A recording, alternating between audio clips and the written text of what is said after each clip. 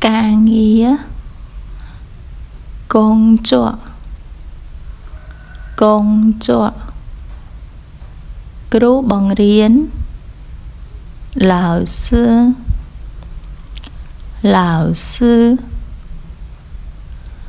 con sa学生 cú bác y sinh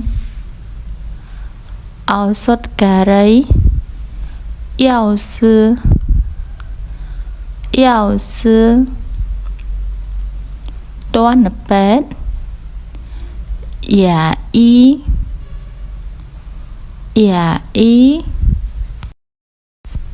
kỷ liên nộp thầy cả hộ sự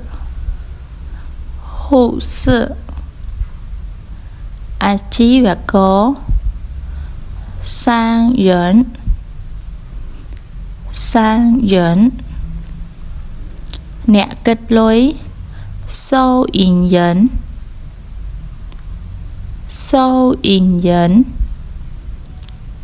kết này có hội chi sư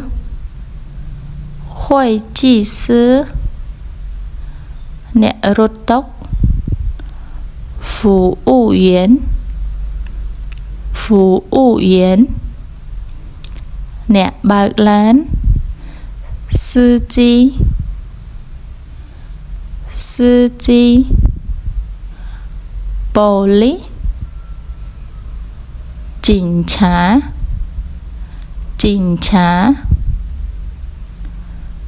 trong phớ chủ sư